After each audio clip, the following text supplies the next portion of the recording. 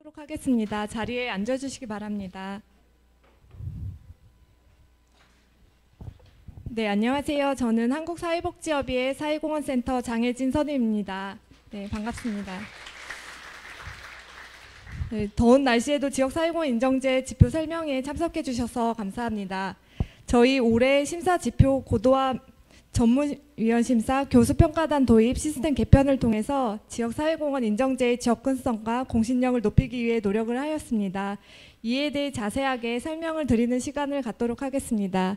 금일 설명의 순서는 지역사회공헌 인정제도와 운영 절차 소개, 인정심사 지표 설명, 인정제 시스템 개편 안내, 그리고 지역사회공헌 특강 시간을 마련을 하였습니다. 지금부터 사회공헌 인정제 설명을 시작하도록 하겠습니다. 네, 첫 번째 순서로 사회공헌센터 우영우 센터장님께서 인사 말씀과 인정제를 소개해드리도록 하겠습니다. 우영우 센터장님 앞으로 모시겠습니다. 박수 부탁드립니다.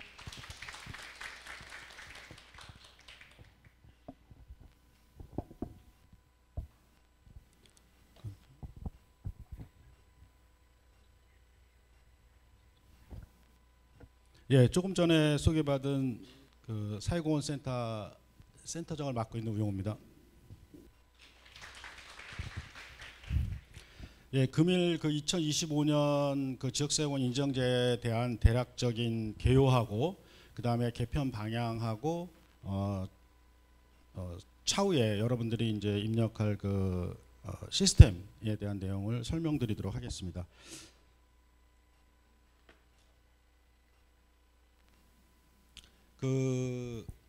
올해로 이제 7회째 인정제를 맞이하고 있는데요.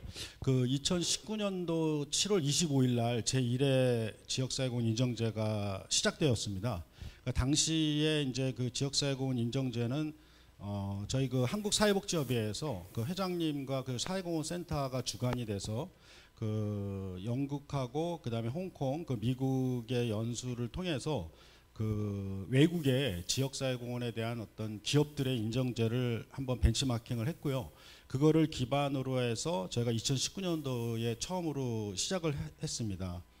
근데 이제 그 당시에 이제 여기 나와 있는 지역사회공헌 인정제 비전이 그 당시에는 이제 많은 기업들에서 여느 그 언론기관이나 평가기관에서 이제 수상을 해주거나 인증을 하고 많은 그런 어떤 제도에서 저희들은 우리나라의 이제 공공기관과 기업들의 사회공헌 플랫폼을 한번 만들어 보자는 취지에서 이제 세 가지 비전을 목표로 해서 지금 형성이 되고 있습니다. 여기에 보면 이제 커뮤니티 베이스드 필란스로피라고 되어 있는데요. 그 여기 필란스로피라는 거는 여러분 알다시피 저희가 이제 미국의 스탠퍼드 대학을 갔을 때 거기 미국에는 이제 스탠퍼드 대학 내에 그 사회공헌 센터가 있습니다. 그래서 그 PCSC라고 하는 그 필란스로피 시빅 소사이어티 센터가 있는데요. 그걸 기반으로 해서 필란스로피라는 용어를 따왔고요. 그 다음에 커뮤니티는 지금 우리가 추구하고 있는 여러분들의 그 지역 사업장을 기반으로 한 사회공헌을 실천해보자 그래서 커뮤니티를 따왔습니다. 그래서 영문으로는 커뮤니티 베이스드 필란스로피고요. 지역사회공헌 인정제는 이제 CSR in the community 이렇게 되어 있습니다. 그 세 가지의 비전을 갖고 있습니다. 그래서 저희가 이제 KCSR의 공신력을 확보하기 위해서 외국의 이제 ISO 26000하고 유엔의 SDG를 통해서 글로벌 지표를 저희가 연구를 했고요. 그 다음에 여러 평가 전문기관하고 업무 협력을 통해서 지표를 설정을 했습니다. 그 다음에 이제 인정제를 통해서 그 지역사회에서 여러분들이 하고 있는 그 비영리와 파트너십으로 사회공헌 성과 모델을 확산하는 것을 기반으로 하고 있습니다. 그래서 이를 통해서 저희가 외국에 나가서 컨퍼런스나 포럼을 통해서 우리나라의 지역사회공헌 인정제 성과 모델을 알리는 그런 목표를 갖고 있습니다. 세 번째로는 이제 지역사회공헌을 할 때 여러분들이 기업과 공공기관 단독으로 실시하지 말고 지역사회에 있는 지자체, 그다음에 비영리단체하고 파트너십으로 실천을 한다는 파트너십 역량 제고를 목표로 하고 있습니다. 그래서 이를 통해서 오늘 이렇게 포럼이나 설명회를 하는 이유도 여러 가지 네트워킹을 통해서 여러분들의 역량을 강화하고 나아가서 우리 그 조직 역량을 강화하는 속에 우리나라에 있는 공공기관이나 기업들이 우리나라가 선진 그 국에 걸맞게 사회공헌 활동도 모범적으로 실천하는 것이 저희 이제 목표가 되겠습니다. 그래서 저희가 이제 사회복지협의회 사회공헌센터 내에 그 세 가지 이제 핵심 미션을 두고 실천을 하고 있습니다. 그래서 여기에 보시면은 이제 고객 지향적, 관계 중심적, 성과 지향적으로 목표를 하고 있고요. 이는 당시에 우리 센터의 그 역할 비전하고도 걸맞고, 그 다음에 저희 인정제 실천하는 데 있어서 지역 사회공헌을 하는데 우리 기업과 공공기관이 어떻게 지역사회하고 호흡하고 의사소통을 해야 되는가는 3대 미션입니다. 그래서 저희 미션이라고 할 수도 있고 여러분들의 사회공헌의 3대 미션이라고도 볼 수 있습니다. 그래서 저희가 그 국외 사료에는 지금 여기 보시다시피 그 영국 같은 경우에는 비즈니스 인더 커뮤니티라고 하는 BITC 기관에서 커뮤니티 마크를 저기 오른쪽에 분홍색 표시처럼 주고 있습니다. 그 영국은 이미 1982년도에 BITC를 설립하고 영국에 있는 기업들이 해외에 진출할 때마다 그 지역의 사회공헌을 통해서 비즈니스를 전개한다는 목표를 갖고 뛰고 있습니다. 그러니까 벌써 한 40년 정도 됐죠. 그래서 여기에는 그 외국에 진출하는 신규 기업들이나 공공기관 같은 경우에 영국의 기존에 있는 이제 대기업이나 유력한 기업에서 마치 멘토링처럼 해서 사회공헌이나 사회적 책임 실천하는 활동을 지원하고 있습니다. 그래서 이 커뮤니티 마크를 1년마다 선정을 해서 시상을 하고 있고요. 독일 같은 경우에도 이제 CSR 액션 플랜이라고 그래서 여기는 영국하고 좀 다르게 영국 같은 경우에는 이제 비즈니스 인더 커뮤니티라는 비영리 단체에서 시행을 했지만은 독일 같은 경우에 국가 주도로 해서 국제 규모화를 했습니다. 그래서 여러분 알다시피 예전에 이제 독일 제품이라고 하면은 저머니라고 메이드 인 저머니라고 하면 상당히 신뢰받는 글로벌 사회에서 신뢰받는 제품으로 인식되는데 이제는 그 제품에다가는 그걸 안 붙이고요. 제품에다가 이제 메이드 인 저머니 CSR을 붙이고 있습니다. 그래서 기본적인 제품에 대한 우수성뿐만 아니라 사회공헌이나 사회적 책임 활동을 잘하는 기업이라는 라벨을 모든 상품에 붙이고 있습니다. 그래서 여러분들이 아마 독일에 유력한 기업들 같은 게 보면은 안쪽에 그 표시를 보면은 이런 상품 라벨에 메이드 인 저머니 CSR이라는 라벨이 붙어 있는 것을 확인할 수 있을 겁니다. 근데 미국 같은 경우에는 B랩이죠. 그래서 여기는 Benefit Corporation이라고 그래갖고 자기 경제적 이득을 통해서 사회적인 역할, 환경, 사회 이런 거버넌스, 그 투명 경영을 어떻게 실천하는가를 평가를 해서 그 Benefit Corporation 인증을 주게 되어 있습니다. 그래서 여기에는 공교롭게도 저희가 이걸 보고 한 건 아닌데 여기에도 한 200개 문항을 설문조사를 해가지고 50% 한 100점 정도가 맞게 되면은 B 코퍼레이션을 인증하게 되어 있습니다. 그래서 다음에 네 번째로는 홍콩 사회복지협회에서 만든 케어링 컴퍼니라는 인증 제도가 있습니다. 이거는 이제 저희랑 똑같이 그 IMF를 맞고 나서 홍콩에서도 이제 글로벌 다국적 기업이 많이 모여 있는 곳이죠. 근데 여기에서도 기업들에 대한 반기업 정서가 굉장히 심했습니다. 그래서 그때 당시에 비영리 단체를 중심으로 해가지고 기업들의 경제적 발전뿐만 아니라 사회공헌 활동을 통해서 돌보는 기업 이래가지고 인증 제도를 벌써 거기도 한 20여 년 됐죠. 그래서 케어링 컴퍼니 라벨을 주고 있고요. 저희가 궁극적인 혁신 모델을 본 거는 홍콩의 이 케어링 컴퍼니를 모델로 많이 구성을 했습니다. 앞에서 설명드린 것처럼 이런 ISO 26000과 GRE 스탠다드 가이드의 그 평가 지표를 제가 최초에 2019년도에 보고 연구를 했고요. 그 다음에 UN SDG를 근간으로 해서 지표를 만들었습니다. 그 글로벌 컴팩이라고 해서 유엔의 전 사무총장으로 되어 있던 코피 아난 제안으로 실시된 그 10가지의 글로벌 기업의 표준 그 원칙에 대해서 우리가 준수하는 걸로 해서 했습니다. 여기서 공통적인 거는 단순히 이제 인정제 처음 시행할 때 우리가 이제 기업에만 해당하는 이 사회적 책임, 사회공헌 활동이냐 이렇게 많이 혹자가 얘기를 하시는데요. 외국 같은 경우에는 이제 정부, 거버넌스하고 그다음에 코퍼레이션하고 그다음에 퍼블릭 오거네이션, 공공기관하고 그다음에 시민단체, 그다음에 의료기관, 하물며 대학교까지 각종 사회단체, 법인을 형성한 모든 단체는 사회적 책임이라는 7대 원칙, 10대 원칙을 기본으로 실시를 하고 있습니다. 그래서 우리나라도 지역사회공헌 인정제를 하면서 뒤에 이제 설명을 하겠지만은 대상자가 전체 법인 대상자로 해서 지역사회공헌 인정제를 실시하고 있습니다. 여기 이제 SDG 이제 17가지 과제가 있는데요. 이제 뒤에서 이제 저희 그 한우재 교수님께서 ESG에 대한 설명을 하면서 SDG에 대한 상세한 설명을 드릴 겁니다. 그런데 여러분들이 꼭 알아두셔야 될 거는 이 17개 과제는 마치 아까 설명드린 것처럼 뭐 기업이나 공공기관에서 특수하게 어떤 경제적 책임뿐만 아니라 사회적 책임을 다하는 별도의 활동이라고 느끼실 수도 있는데요. 지금은 이제 많은 초등학교 고학년서부터 이제 SDG 17개 과제에 대해서는 외국에서도 마찬가지고 급기야는 우리나라에서도 아이들 방과 후 학교에 이걸 기본으로 공부를 하고 있습니다. 그러니까 우리가 옛날에 도덕 윤리를 배우듯이 이제는 글로벌 스탠다드에 맞는 이런 지속 가능한 발전을 통해서 각자 직업을 선택하게 돼 있고 각자 그 직업의 윤리를 이거를 통해서 자기가 실천한다고 나타내고 있습니다. 그래서 여러분들이 이 SDG를 근간으로 해서 저희 지표 설명이 됐다는 것을 좀 잘 알아주시면 고맙겠습니다. 지금까지 추진 계획은 2019년도에 121개 기업 공공기관이 선정이 됐고요. 작년도에 626개, 한 6배 정도 신청을 했습니다. 그러나 앞으로 갈 길이 더 많다고 생각합니다. 이 인정제는 여러분한테 앞서 설명드린 것처럼 단순히 우리 회사가 인정받고 많은 그런 정도가 아니라 우리가 그 기업이나 공공기관 이런 사회적 기업 그다음에 많은 법인 단체들이 이 인정제 멤버십 안에 들어와서 우리가 조직 역량 또 여러분들의 갖고 있는 개인적인 역량도 커지고 나아가서는 여러분들이 몸담고 있는 기업이나 공공기관의 사회적 책임 역할을 그 바깥의 국민이나 사회에게 인정받는 그런 제도로 성장하기 있는 멤버십 프로그램입니다. 그래서 여러분들이 그 점을 다른 어떤 상찬제도와 좀 구별을 해서 많은 기업들에게 여러분들이 홍보도 해주시고 같이 동참해 주시면 고맙겠습니다. 지금 이제 그 시행 계획의 인정제에 대해서는 정의에 대해서 다시 한번 여기 정리를 해보면요. 지역사회공 인정제는 민간 기업 또는 공공기관 등이 보유한 인적 물적 자원을 활용하여 지역사회 내 비영리 단체와 교류 협력을 통해서 지역 주민의 삶의 질 향상과 지역 공동체 활성화에 기여하는 지역사회 복리 증진에 공헌한 활동을 인정해주는 제도이다. 여기에 인정해주는 제도는요, 단순히 저희가 이제 보건복지부하고 그 다음에 사회복지협의회가 동시에 그 인증서를 발간하지만 이거는 지역사회에서 인정을 한다고 또 국민에게 인정을 받는 그런 제도라고 설명을 드릴 수가 있겠습니다.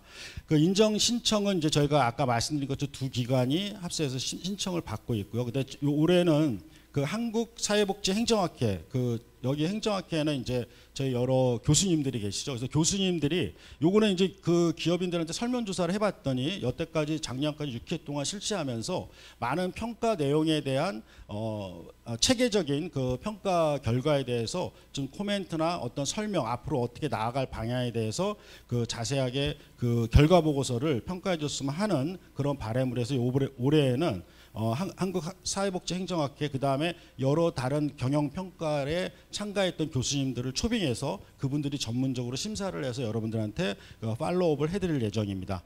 그 다음에 저희가 이게 지역을 기반으로 하고 있기 때문에 지역 저희 사회복지협의회에서 지역 사무국에서 이제 1차 검토를 하고요. 저희 중앙사무국에서 검토 과정을 거쳐서 최종 보건복지의 승인을 받고 있습니다. 보건복지의 승인과 동시에 저희가 약 대상 기업 중에 한 7% 정도는 보건복지부 상이나 표창을 시상을 하고 있습니다. 그래서 인증을 받는 것과 동시에 우수한 기관에 대해서는 정부 표창과 상이 있다는 것을 여러분이 유념해 주시면 고맙겠습니다.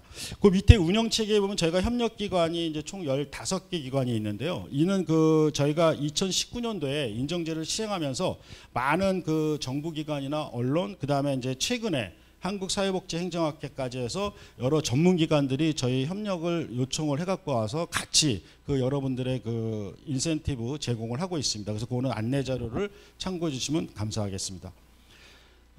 시행계에서 기관의 역할은 앞서 설명드린 것처럼 보건복지부, 한국사회복지협의회, 시도 사회복지협의회와 후원기관, 그다음 협력기관 이렇게 되어 있습니다. 안내 자료에 상세히 나와 있기 때문에 참고를 해주시고요. 그 다음에 이제 심사와 지원 프로그램 홍보 이렇게 되어 있고요. 6월 30일 날 해가지고 저희가 매일경제신문에 크게 전면 광고를 해서 지역사회공 인정제가 공고가 나갔습니다. 아마 회사나 이런 게 지면 신문을 보고 계신 분들은 아마 보셨을 건데요. 매년 이렇게 신문을 공고를 통해서 나가고 그다음에 올해에는 여러분이 몸담고 있는 지역의 일간지 주요 일간지를 통해서 5개 권역별로 해서 일간지로 해서 이미 홍보가 나갔습니다. 그래서 그 지역에서 우수한 사회공헌을 했던 그 분들의 그 프로그램을 그 지면을 통해서 홍보를 해드렸고요. 그다음 인정제에 대한 신청에 대한 안내를 상세히 했습니다. 그래서 그거를 이제 참고해서 하고요. 그다음 여기 이제 인정패와 인정 라벨이 있습니다. 그래서 이게 지금 저희가 커뮤니티를 지향하고 그다음에 체인지 변화를 추구한다는 거와 콜렉티브 임팩트는 이제 파트너십이거든요. 그래서 정부와 그다음에 우리 비영리 단체와 기업 공공기관이 협력을 통해서 사회공헌을 실천한다는 측면이고, 그다음에 서티피케이션이라는 지역 주민, 그다음에 국민에게 인정받는 그런 이제 라벨을 형성을 했습니다. 그래서 C 마크고요. 아까 그 미국이 이제 B 마크, 베네핏 코퍼레이션에서 B 마크인데 저희 이제 C 마크입니다. 그래서 커뮤니티라서 C로 형성을 해서 만들었고요. 이거를 만들었던 이유는 그 저희가 당시에 그 미국이나 유럽에 가면은 그 홍콩에도 마찬가지지만 이 마크를 그 기업 임직원들의 명함이나 제품에도 이 C 라벨을 붙입니다. 그래서 그 고객이나 소비자로 하여금 아니면 연합의 협력기관으로 하여금 우리는 경제적 책임뿐만 아니라 사회적 공헌 활동을 충실히 하는 기업이라는 그 심볼 마크로 활용을 하고 있거든요. 그래서 앞으로 여러분들이 이제 올해는 만약에 인정 라벨을 받게 되면은 여러분들이 어떤 명함이나 여러분 홈페이지 이런 데다가 이 라벨을 형상화해서 붙일 수 있도록 제가 AI 파일로 해서 제공을 해드리고 있습니다. 그래서 그거를 충분히 그런 어떤 퍼블릭 그 릴레이션십으로 여러분이 심볼 상징을 활용했으면 감사하겠습니다. 그 후원 기관의 혜택은 이제 안내 자료를 참가해서 각 기관이 이렇게 제공하는 걸 참고해서 보시면 될 것 같고요. 그다음에 지금 그 혁신스쿨이 그 7월달에 그 ESG와 그다음에 그 사회적 가치 평가를 중심으로 해서 벌써 공고가 나갔습니다. 그래서 우리 인정받은 공공기관과 기업들은 무료로 제공이 되고요. 나머지 여타 기업들은 이제 뭐 5만 원 정도 교육비를 받는데 일단 인정기업하고 우리 그 멤버십을 형성하고 있는 기업들에게는 무료로 해서 혁신스쿨이 나가고 있습니다. 그다음에 7월 18일 날 우리 그 공공기관하고 기관 여러분들한테 지역의 파트너십 우수 사례에서 각종 기업의 카카오라든지 공기업은 농어촌 공사 이런 등등의 파트너십 우수 사례에 대한 포럼을 그 양재동에서 이제 실시를 합니다. 그 공고가 나갈 예정입니다. 그런 식으로 해서 저희가 진행이 되고 있습니다. 여러분들이 이제 신청을 하는 기간 동안에 그런 포럼이나 교육에도 많이 참가를 해주시기 바랍니다.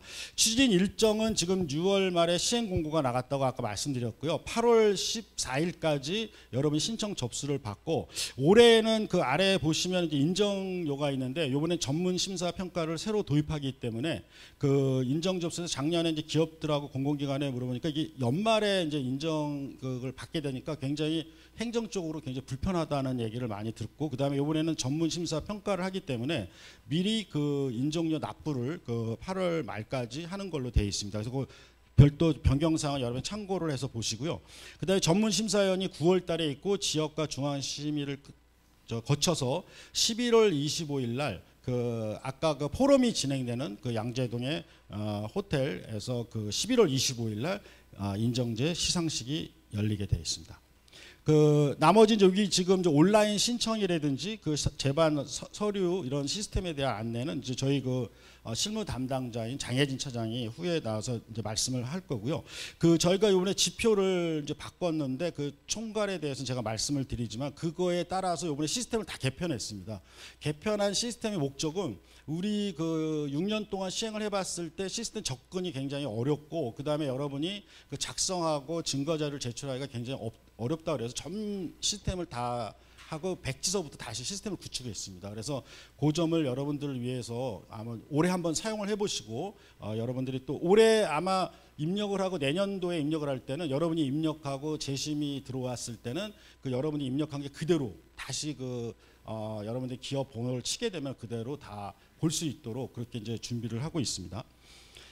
그 뒤에 이제 얘기는 이제 뒤쪽에서 이제 시스템 할 때 여러분들이 보시고요. 그다음에 이제 지표에 대한 설명을 끝으로 이제 인정제 안내. 이번에 개편을 하면서 저희가 1월부터 5월까지 이제 오늘 모시는 이제 한우지 교수님들 여러 그 전문가 교수님들하고 협의를 해가지고 한 4개월 동안 현 지표 중에서 그 단답형과 서술형으로 해서 약칭 그 간단하게 지표를 할 수 있도록 여러분이 그 작성할 수 있도록 전부 다 객관식화가 서술형으로 바꿨습니다. 그리고 이제 그 각 지표에 여기에 보시면 총 7개 지표가 있는데 7개 지표마다 여러분들이 어떤 성과 기여도라든지 어떤 그 테마에 있어서 그 노력도, 차별도에 대해서 7개만 서술형으로 작성하게 되어 있습니다. 그래서 7개의 서술형과 객관식을 전문 심사단이 평가를 하게 되어 있거든요. 그러니까 여러분들이 작성을 하실 때는 작년도에는 25개 항목의 전체 항목을 전부 다 서술형으로 작성을 했는데 올해는 단답형으로 기술을 했습니다. 그 이유는 두 가지 목적이 있습니다. 하나는 여러분들이 신청을 했을 때 굉장히 용이하게 접근하는 게 하나 있고요. 두 번째는 우리가 앞으로 7년 차가 됐기 때문에 내년 정도는 여러분들이 한 공공기관이나 민간기업, 사회적 기업별로 사회적 가치성과의 그 데이터를 저희가 모아가지고 좀 여러분의 성과를 공개적으로 이제 대국민한테 그 가치성과 보고서를 좀 알릴 예정입니다. 그래서 그 워딩을 여러분이 작성한 것을 저희가 모디파이를 해가지고 그 성과 보고서에 담기 위해서 그 서술형과 객관식으로 해서 여러분들에게 쉽게 접근할 수 있도록 개편을 했습니다. 그래서 올해 시스템을 해서 한번 여러분 보시고 내용은 작년도하고 그 큰 테마 심사 영역은 ESG로 똑같습니다. 알다시피 요번에 이제 신정부도 마찬가지고 저번에도 이제 마찬가지였지만은 새로운 정부가 들어올 때마다 그 ESG에 대한 평가, 특히 올해에는 기업들의 ESG 평가, 특히 상장 기업에 대한 ESG 평가 강화를 한다는 내용이 국정과제에 들어가 있고요. 공공기관 같은 경우에는 그 사회적 책임의 ESG 평가를 거의 법제화해서 가칭 ESG 공공기관 사회가치 평가를 지금 만들고 작업을 하고 있습니다. 그래서 여러분들이 공공기관 같은 경우에는 경영평가나 이런 거에 할 수 있도록 저희가 자료화를 할 수 있도록 그 ESG 평가 지표를 설정을 했고요. 그거에 대해서 한 4개월 동안 시뮬레이션을 거쳐서 만들어냈습니다. 그래서 여러분들이 이 지표를 통해서 여러분이 경영평가나 이런 지속가능 보고서 작성할 때 기반이 될 수 있도록 그렇게 편성을 했습니다. 그 뒷부분에 이제 고도화 부분에서 이제 상세히 보시면 알겠지만은 성과평가 쪽에 저희가 중점을 두고 투명 경영이나 네트워크 이런 그 파트너십에 대한 네트워크에 불필요하게 많이 있었던 부분을 축약해서 저희가 좀 줄여갖고 성과평가에다가 많이 넣고 그 다음에 라벨 평가는 1에서 5가지 평가를 했는데 이게 원래는 레벨 평가가 여러분들이 그 5레벨에 있다고 해서 이제 제가 뭐 숫자로 해갖고 가장 높은 등급을 받았다고 해서 뭐 만족을 하거나 뭐 1, 2등급을 받았다고 해서 이제 불만이 있거나 이렇게 해서 만든 게 아니라 원래는 아까 성장을 같이 한다고 그래갖고 레벨을 조금씩 상승시키면서 올리기 위해서 이제 평가 레벨을 만들었었거든요. 근데 이게 이제 약간 부작용이 있어갖고 5레벨에 대한 집착을 많이 하는 경향이 있습니다. 그래서 저희가 S에서 A, 같은 얘기 아니냐 이렇게 말씀을 하실 수도 있는데 하여튼 S에서 A, B, C, D로 해가지고 평가 레벨을 좀 변경을 했고 요거는 아까 말씀드린 전문 심사평가단의 교수님들의 여러 차례의 그 평가 그 과정을 거쳐서 여러분들한테 제시를 할 예정입니다. 끝으로 이제 심사 방법하고 절차는 이제 아까 말씀을 드렸고요. 요거는 저희가 항상 지역 인정 심사위원회하고 중앙 심사위원회, 근데 전문 교수단 이렇게 삼각체제로 평가를 해서 반영을 한다는 것을 여러분들이 염두를 해주시면 고맙겠습니다. 그리고 이제 여기 그 심사 절차 잠깐 나오지 않았는데 작년에 들어왔던 분은 알겠지만 그 생명보험 사회공헌 재단에서 그 여러분 기업의 그 임직원들 봉사단이 그 생명 존중에 관련된 봉사팀 평가를 하면은 10개를 뽑아가지고 그 1,000만 원 상당의 시상금을 직접 그 여러분들의 기업에 있는 봉사팀한테 시상하는 제도가 있습니다. 근데 올해는 생명보험 사회공헌 재단에서 한 2천 정도를 상향해가 한 3천만 원 정도 시상금을 줘서 이번에는 좀 많은 숫자의 시상금을 좀 올려서 여러분들의 임직원 봉사팀 중에서 우수한 자를 좀 선발해서 적어주시면은 저희가 그날 그 생명보험 사회공헌 특별상을 그 시상을 하도록 하겠습니다. 물론 아까 말씀드린 것 서두에 말씀드린 것처럼 우수한 그 공공기관과 기업에 대해서는 보건복지부 상과 표창을 선발해서 여러분들한테 11월 25일 날 인정의 날 수상식 때 시상하도록 하겠습니다. 이것으로서 이제 올해 그 안내 자료하고 근데 아까 말씀드린 것처럼 심사평가 크게 바뀐 게 아니라 큰 틀은 다시 한번 정리를 하면은 심사평가의 주관식으로 25개로 전체 나열을 했던 거와 증거 자료를 다 삽입했던 거를 제가 객관식 서술형으로 단답형으로 바꿨고 그래서 서술형은 7개 지표로 취약을 했습니다. 그래서 여러분들이 용이하게 작성할 수 있도록 평가 자료를 했고요. 뒤이어서 이제 한우재 교수님께서는 그 심사평가에 대한 전문 심사단 운영, 그 다음에 심사의 평가의 주안점, 그 다음 이런 거의 전반적인 활동에 대해서 설명이 있을 예정입니다. 저는 이것으로 설명을 마치도록 하겠습니다. 감사합니다. 네, 지역사회공헌 인정제에 대해서 소개해 주신 우용우 센터장님께 감사드립니다.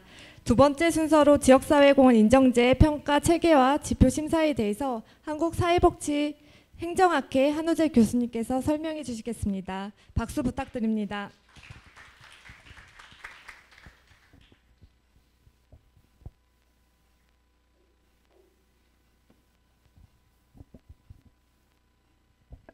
예, 안녕하십니까. 소개받은 숭실대학교 사회복지학부 한우재 교수입니다. 방금 우용우 소장님께서는 올해 이제 지표가 어떤 의미에 있어서 개선이 됐고 우리가 왜 이 인정제 이런 프로그램에 등록해서 해야 되는지에 대해서 개괄적으로 설명해 주셨고요. 저는 그럼 실제적으로 이렇게 바뀐 지표에 대해서 이제 실무자 선생님들께서 어떻게 이런 자료나 이런 것들을 넣으시는지에 대해서 실제적으로 좀 설명을 드리도록 하겠습니다. 일단은 저희 평가 체계에 대해서 간단히 말씀드리도록 하겠습니다. 저희 평가는 그 평가 사무국과 교수평가단 그리고 평가총괄위원 이렇게 구성이 되어 있고요. 저는 평가 인정제 평가단의 단장을 맡고 있습니다. 그래서 평가 사무국에서는 저희가 평가 설명회 이제 뭐 거의 전국을 다 돌았고 오늘 하고 뭐 이번 주 해서 이제 다 돌게 되는데 그 설명에 참석해서 그런 것들 다 설명을 드렸고. 지표별 평가위원 배정이라든지 초기 평가 결과에 대한 어떤 협의 뭐 이런 것들을 중점적으로 하고요. 교수평가단은 총 한 10분의 사회복지 그리고 행정 요 관련된 교수님들께서 참여를 하십니다. 저도 뭐 보건복지부 경영평가 참여했었고 또 간사 교수님께서는 기재부 경영평가 참여했었고 나머지 교수님들도 사회공헌이나 조직평가 이런 거 관련해서 경력이 적어도 10년에서 15년 되시는 교수님들 중심으로 해서 저희가 평가단을 구성을 했습니다. 그래서 단장이 있고 밑에 간사, 그다음에 팀장, 그리고 팀원 이렇게 저희가 구성할 예정에 있습니다. 평가 절차 및 방법에 대해서 간단히 말씀드리도록 하겠습니다. 작년과 평가 지표는 바뀌었지만 동일한 것도 있고요. 평가단으로 운영하다 보니까 좀 구별되는 것도 분명히 있습니다. 그래서 저희가 지난 한 3달 동안 표준협회 그리고 사회공헌센터 그리고 저희 그 인정제 평가단이 함께 이 지표의 고도화 그리고 정량화, 뭐 균일화, 표준화 이런 것들을 위해서 계속 작업을 해왔고요. 저희가 8월 초나 중순쯤에 저희가 회장님 위촉식과 함께 저희 그 평가 관련해서 그 워크숍을 할 예정에 있습니다. 그리고 워크숍을 통해서 기본적으로 뭐 평가를 많이 해보신 평가위원 교수님들이시지만 요 인정제 평가 관련해서 어떤 지표가 있는지 전체적으로 설명을 하고 저희가 무엇보다도 가장 중요하게 생각하는 것은 이 평가의 결과가 평가위원이나 아니면 기업의 유형에 따라서 쏠리지 않도록 그래서 뭐 군대로 말하면 0점을 잡는 그런 과정들을 좀 심도 있게 하려고 합니다. 그래서 평가 설명회 하고 뭐 정량평가, 정성평가 이런 거 관련해서 저희가 이제 하게 될 거고요. 평가 보고서 작성, 그 다음에 여기 팀 평정회의라고 있는데 방금 말씀드렸던 것과 동일하게 팀 평정회의는 평가위원별로 조금 더 뭐 이렇게 가혹하거나 좀 더 유하거나 이런 그 오차를 줄이기 위해서 저희가 파일럿 테스트를 통해서 어떠한 평가위원이 어느 정도 수준의 평가를 내는지를 일단은 표준화시키고 그 표준화된 상태에서 저희가 이제 공식적으로 평가에 들어가려고 합니다. 그래서 저희가 하는 평가가 전문성이나 객관성 그리고 이런 어떤 정량화 이런 것들이 오차가 없도록 그런 걸 잡는 것을 저희가 한 보름에서 한 달 정도로 생각하고 있습니다. 그래서 평가 결과에 대해서 저희가 신뢰성을 높이기 위한 그런 작업을 하고 있다고 말씀드리고 싶고요. 그 다음에 그 외에 지역 중앙 심의나 뭐 보고서 확정이나 평가 결과 보고회 이런 것들은 작년이랑 동일한 것으로 이해하시면 되겠습니다. 자, 그러면 지금부터 이제 구체적으로 이제 평가 지표에 대한 설명을 드리려고 하는데요. 일단은 제가 하나하나씩 이제 하나하나씩 이렇게 설명을 드리기보다 전체적으로 어떠한 마음으로 어떤 자세로 이 평가를 작성하면 되는지에 대해서 한번 설명드리도록 하겠습니다. 아까 이제 소장님께서 간단히 말씀해 주셨듯이 작년과 다르게 올해는 대부분 다 정량적인 것으로 평가를 하게 되어 있습니다. 그래서 실무자 선생님들께서 어떤 자기 지금 본사에서 하고 있는 사회공헌 사업에 대해서 정성적으로 써야 되는 부분들이 그렇게 많지 않다. 라는 것을 이제 먼저 말씀을 드리고요. 그럼 어떠한 정량에 대해서 물어보냐라고 했을 때 기본적으로 말 그대로 정량이기 때문에 단답식으로 답하는 게 많습니다. 그래서 그냥 직관적으로 우리가 하고 있으면 예, 하고 있지 않으면 아니요. 그리고 우리가 하고 있지 않지만 계획이 있으면 할 계획이 있음. 그 정도 내에서 이렇게 그냥 클릭을 해주시면 되는 수준에 있습니다. 그리고 이 정성, 결국 그러면 문제는 이제 정성적인 것인데, 이 정성적인 것을 우리가 하고 있는 것을 어떻게 리포트하느냐에 있어서 하나의 프레임워크를 한번 말씀드리고 싶습니다. 여러분 그 PDCA라는 그 프레임워크가 있습니다. Plan, Do, Check, Act. PDCA가 있는데 요거를 그냥 개념적으로 이제 기억을 하고 계시고 각각 지표에 대해서 묻는 것을 이 프레임워크에 맞춰서 작성하시면 된다. 요 정도로 이해하시면 되고요. 그럼 구체적으로 그게 무엇을 의미하느냐는 이 2부터 해갖고 제가 설명을 드리도록 하겠습니다. 2에서는 2-1 지표는 정량 지표이기 때문에 아까 이제 말씀드렸듯이 그냥 있는 그대로 그냥 직관적으로 이렇게 클릭하시면 되고요. 2-2 지표는 이게 정성 지표입니다. 정성 지표는 저희가 이제 400자 이내로 그 안내를 드리고 있습니다. 그 이상 뭐 쓸 수 없고요. 그래서 400자는 보통 10포인트로 봤을 때 한 8줄 안팎일 겁니다. 그래서 여러분이 하고 있는 사회공헌 사업을 그 안에 핵심적으로 이제 내용을 담으시면 됩니다. 첫 번째 2-2 지표는 친환경 사업 관련해서 귀사가 친환경 탄소 중립을 위한 활동을 하고 있습니까? 라고 묻고 있습니다. 그래서 이런 거 관련해서는 전사적으로 환경 경영 노력에 대해서 서술을 하시면 되는데 좀 구체적으로는 뭐 해당 연도, 그러니까 작년이죠. 작년의 실적이나 목표나 계획, 성과 이런 것들 넣으시면 됩니다. 그러니까 그 말이 뭐냐? 방금 제가 말씀드렸던 PDCA입니다. 그냥 Plan, 계획, 그다음 Do, 어떠한 일들을 했는지, 그 다음에 체크, 혹시 이런 것들을 그 평가를 했는지 그럼 체크 넣으시면 되고, 예, 그런 것들을 넣으시면 됩니다. 그래서 뭐 계획이나 목표는 아마 플랜에 속할 거고요. 그 외에 뭐 성과 이런 것들은 어떤 체크나 이런 데 속할 거고, 액트, 그러니까 어떤 환류, 이 체크를 통해서 어떤 환류 과정을 통해서 뭐 변화가 있는지 이런 것들은 혹시 있으시면 넣으시면 되고요. 여기서는 사실 이 환경 경영에서는 그거에 이렇게 깊숙이 뭐 물어보거나 관심을 갖고 그러지 않기 때문에 없으시면 넣지 않으셔도 상관은 없습니다.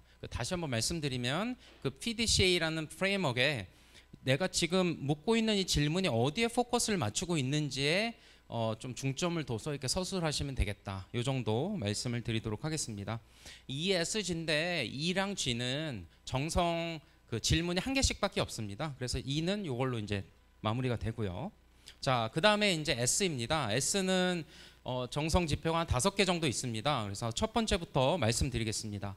첫 번째 S 지표는 추진 체계입니다. 그래서 정량적인 거에 있어서는 뭐 추진 전략이 수립되어 있습니까? 그러면 예, 아니요, 아니면 계획이 있다. 뭐 이 3개 중에 하나 그냥 클릭하시면 돼요. 뭐 거의 다 그런 수준의 질문입니다. 정량.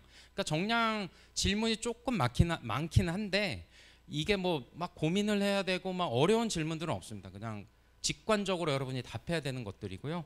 정성적인 거에 대해서 제가 좀 더 상세히 설명을 드리겠습니다. S3 지표에서 보면 사회공헌 의사결정에 임직원이 참여하고 있습니까? 라는 질문에 대해서 실무자 선생님들이 이제 정성적으로 이걸 400자 이내로 써주시면 되는데요. 현재 옆에 차관사항 보시면 의사결정에, 사회공헌 관련된 의사결정에 임직원이나 최고 경영자 참여나 성과를 중심으로 작성하시면 됩니다. 좀 더 구체적으로 들어가겠습니다. 사회공헌 의사결정에 참여한 대상과 참여 방식이나 운영 성과를 작성하시면 되고요. 임직원 의견을 수령한 방식이나 그러한 사회공헌 계획에 어떻게 반영되었는지를 작성하시면 됩니다.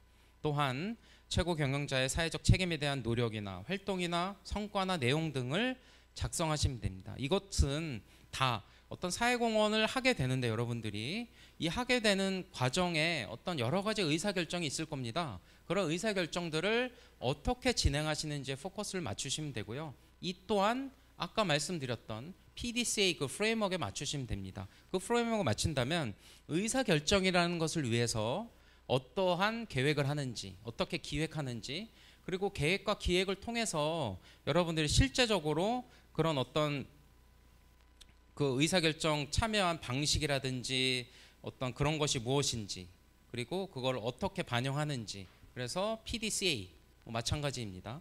예, 그런 것들을 넣으시면 되고요. 이런 질문 같은 경우는 사실 A, 대부분의 질문, 저 뒤쪽으로 가면 모를까? 요 앞에 부분에는 그냥 A에 대한 어떤 많은 포커스는 없습니다. 그래서 여러분들이 그 프레임워크 안에서 의사결정을 어떻게 우리가 계획하는지, 그리고 실제로 그걸 바탕으로 어떻게 의사결정을 진행하고 어떻게 의사결정을 하는지, 그거에 포커스를 맞춰서 작성하시면 되는 것이 바로 S-1에서 3까지 있는 추진책에 관련된 그런 지표라고 말씀드릴 수 있겠습니다. 자, 그 다음에 문제인식입니다. 여러분들 이제 사회공헌을 하게 되면 그냥 내가 하고 싶으니까 하고 막 이러는 게 아니잖아요. 어떤 사회 문제에 대한 분명한 문제의식을 바탕으로 사회공헌 활동을 하게 되실 텐데, 이 문제의식에 관한 구체적인 질문을 하고 있습니다. 그래서 지역사회 문제 해결을 위해서 문제인식, 기획 방법과 관련된 사례를 작성하십시오. 이렇게 얘기를 하고 있습니다. 그래서 구체적으로는 여러분이 뭐 지부나 지사나 위치에 있는 그 지역 사회가 직면한 어떤 구체적인 문제를 인식하고 이거를 해결하기 위한 사회공헌 프로그램을 기획하고 기준과 절차를 작성하시면 됩니다. 그리고 이거 관련된 성과 목표라든지 수행 전략 및 방법, 그다음 평가 체계, 이런 것들을 작성하시면 되는데요. 다시 한번 반복하지만 이런 것도 마찬가지로 이 문제인식, 사회공헌 관련된 우리 프로그램을 분명히 하는데, 그건 그 다음 거죠. 하는데 이거를 어떠한 문제인식에서 하는지, 그래서 문제인식을 위해서 우리가 어떤 플랜을 하는지, 예, 그 관련해서 어떻게 구체적으로 문제를 인식하고 해결하기 위한 기획하는데 어떠한 기준이나 절차를 바탕으로 그런 것들을 우리가 진행하는지, 이게 플랜에 속하는 거죠. 그래서 이 문제인식과 관련해서 어떠한 성과 목표가 있는지, 어떤 수행 전략 및 방법, 그 다음에 문제인식에서 끝나는 것이 아니라 이거 잘했다 못했다라는 게 분명히 있기 때문에 이런 것들을 평가하고 프로그램을 기획하기 위한 어떠한 프로세스가 있는지를 이 부분에다가 적어주시면 됩니다. 그래서 이 부분은 아무래도 그 플랜에 조금 더 많은 비중이 들어가 있는 그런 지표라고 볼 수 있겠습니다. 그래서 모든 그 정성적인 지표에는 증빙 자료를 제출하셔야 됩니다. 대부분의 정량적인 지표에는 증빙 자료를 첨부하지 않습니다. 오직 정성적인 지표에만 증빙 자료를 하는데, 여기 왼쪽 밑에 이렇게 쭉 보시면 뭐 욕구조사 보고서라든지 프로그램 기획서, 뭐 사업 계획서, 뭐 이런 것들을 증빙 자료를 올리시면 되는데, 한 가지 제가 드리고 싶은 말씀은 이게 저희가 뭐 기계가 하는 게 아니라 사람이 그 평가위원들이 다 하는 것이기 때문에 뭐 300장짜리 뭐 기획서를 이렇게 올려놓고 이걸로 모든 것을 다 증빙하겠습니다라고 하면 현실적으로 저희가 그걸 다 리뷰를 할 수가 없습니다. 따라서 이 질문과 직접적으로 연관돼 있는 부분들을 뭐 캡처를 하시든지 뭐를 하셔갖고 그거를 이제 구분하여서 올려주셔야 저희가 그걸 증빙 자료로서 검토하고 여러분이 그 서술을 하신 것이 맞는지를 체크할 수 있습니다. 그래서 그 부분 좀 유념해 주셨으면 좋겠습니다. 자, 그러면 네트워크입니다. 네트워크는 뭐 사회공헌 사업할 때 우리가 그냥 물건 사다가 그냥 이렇게 그냥 지역사회에 그냥 뿌리는 것이 아니라 어떤 식으로든 지역사회와 함께 협력을 하는 거죠. 집합적인 협력, 콜렉티브 임팩인데, 집합적인 어떤 그런 협력을 통해서 일을 하기 때문에 이 네트워크 관련해서 귀사가 어떠한 노력들을 계획하고 실행하고 시행을 평가하고 완료하는지를 적어주시면 되는 겁니다. 그 관련해서 설명을 드리면, 사회공헌 프로그램 운영을 위해서 구축한 외부 네트워크를 구체적으로 작성하시면 됩니다. 뭐 네트워크라고 하면 뭐 사회복지 협의회라든지 지자체라든지 NGO 뭐 여러 가지 그런 게 있겠죠. 그리고 이런 네트워크 협력을 통해서 실제적으로 여러분들이 확보하거나 동원한 재정이나 인력이나 물품 관련된 종류나 규모들을 같이 여기에 작성해 주시면 될 것 같습니다.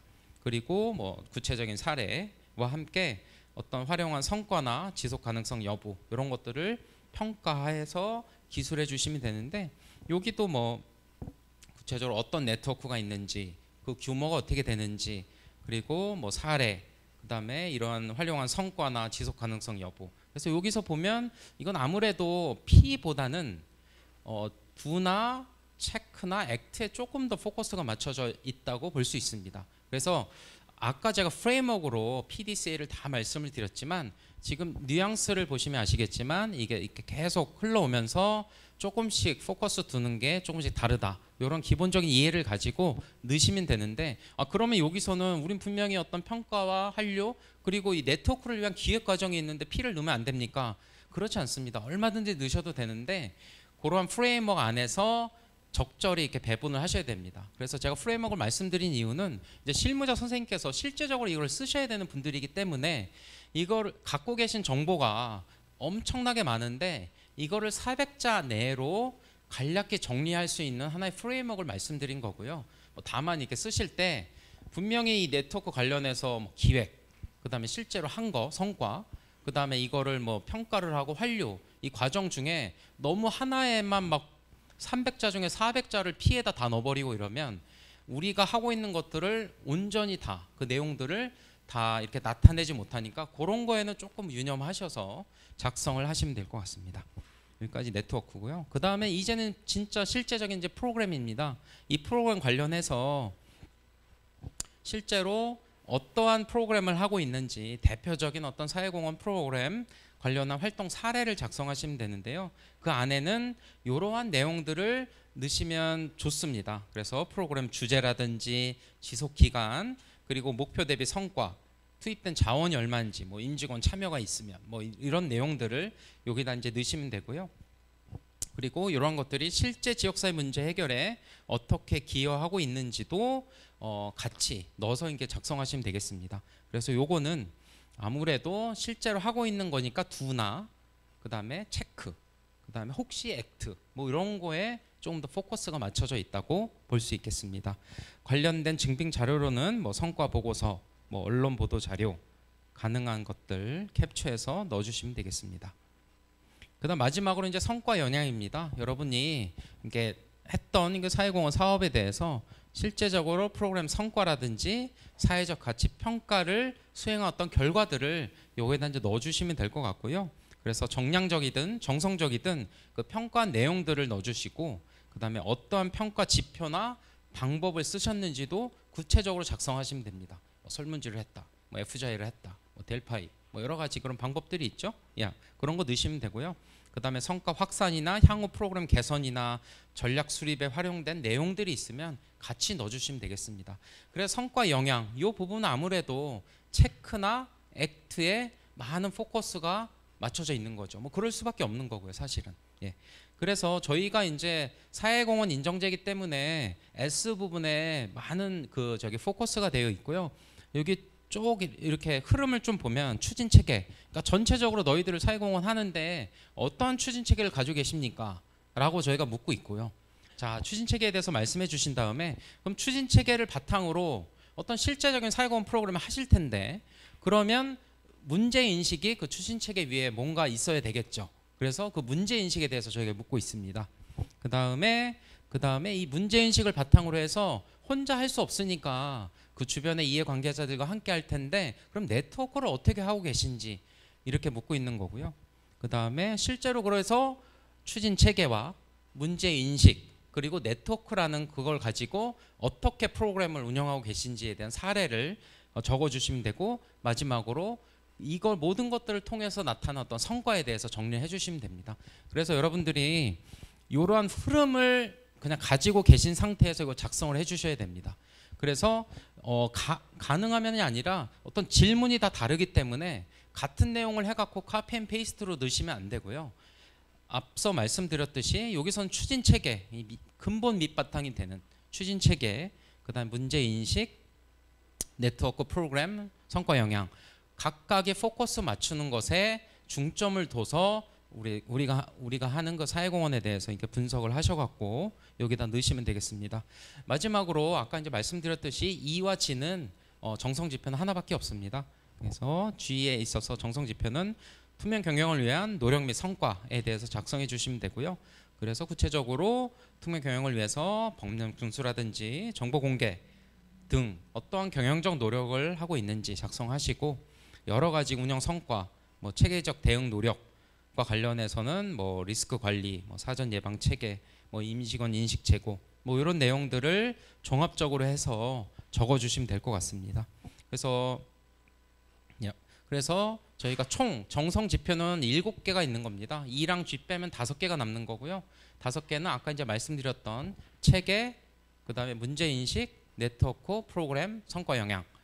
그런 식으로 여러분들이 이해한 상태에서 쭉 PDCA라는 어떤 프레임워크를 가지고 작성하시면 사실은 큰 무리가 없을 것으로 저희가 이해하고 있습니다. 운영 계획입니다. 이거는 뭐 저희 내부적으로 전문위원들이 어떠한 운영 계획을 가지고 하느냐 그런 것들이고요.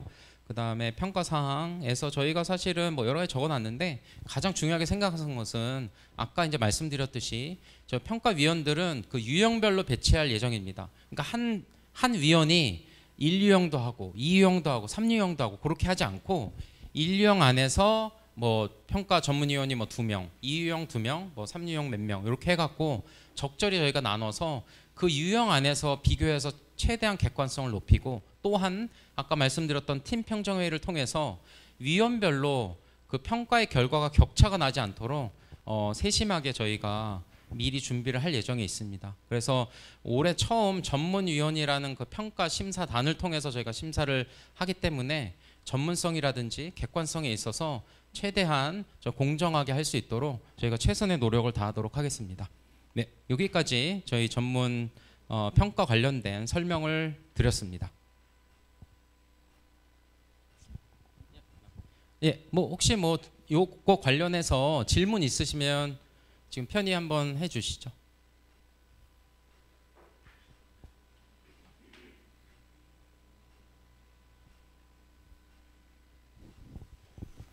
뭐 궁금하신거나 뭐.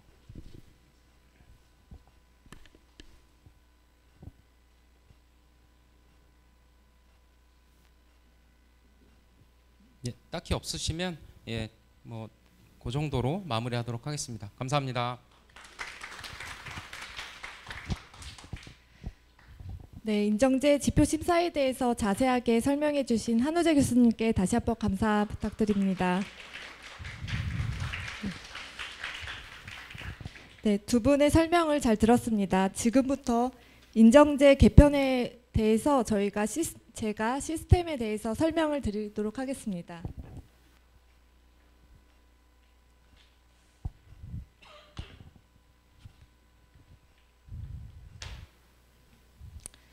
저희 지역사회공 인정제 시스템이 올해 전반적으로 개편이 되었습니다. 이에 따라서 회원 가입이나 심사 신청 방법 등에 대해서 설명을 드리겠습니다. 먼저 가입 프로세스에 대한 설명입니다. 인정제 시스템의 가입은 크게 2가지 방식으로 최초 가입과 일반 가입으로 구분이 됩니다. 먼저 최초 가입은 해당 기업에 처음 인정제에 참여한 때 진행되는 절차입니다. 기업이 가입 신청을 하면 해당 지역을 담당하는 시도사회복지협의회, 즉 지역사무국에서 가입 승인을 진행해야 합니다. 이 과정을 통해서 기업의 참여 여부가 공식적으로 승인이 됩니다.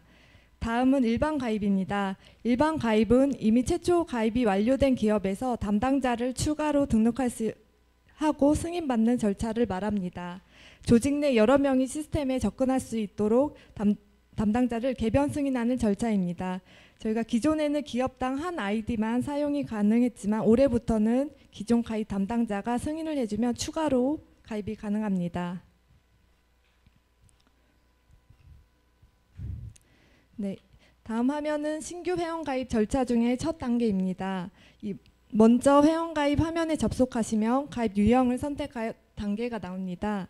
일반적으로 기업이나 기관에서 인정제 신청하실 경우에는 기업 담당자 항목을 선택하시면 됩니다. 이후에는 이용 약관 동의 화면으로 이동하게 됩니다. 약관 내용을 확인하신 후 모든 항목을 체크하신 뒤에 다음 버튼을 누르시면 정보 입력 화면으로 넘어갈 수 있습니다. 앞서 가입 유형을 선택하고 약관 동의하셨다면 이제는 기업 정보를 입력하는 단계로 넘어가게 됩니다. 정보 입력 화면에서는 먼저 우측에 있는 돋보기 버튼을 클릭하시면 기업을 검색을 진행해 주셔야 합니다. 이 버튼을 누르면 기업 정보 검색용 팝업 창이 열리게 됩니다. 여기에서 기업명이나 사업자 등록 번호를 입력하면 이미 가입된 기업 정보가 있는지 확인하실 수 있습니다. 만약 해당 리스트에 원하시는 기업명이 없다면 등록 버튼을 눌러 새로운 기업 정보를 직접 입력하실 수 있습니다. 특히 지사나 사업장의 경우에 본사와 동일한 사업자 번호를 사용하더라도 지점 단위로 별도 등록을 해주셔야 합니다. 이때 기업 또는 기관 명칭에 지점이나 지사를 구분해서 기재해야 합니다. 이제 앞 화면에 보셨던 등록 버튼을 클릭하시면 지금 보시는 것처럼 사업자에 대한 세부 정보를 직접 입력하실 수 있습니다.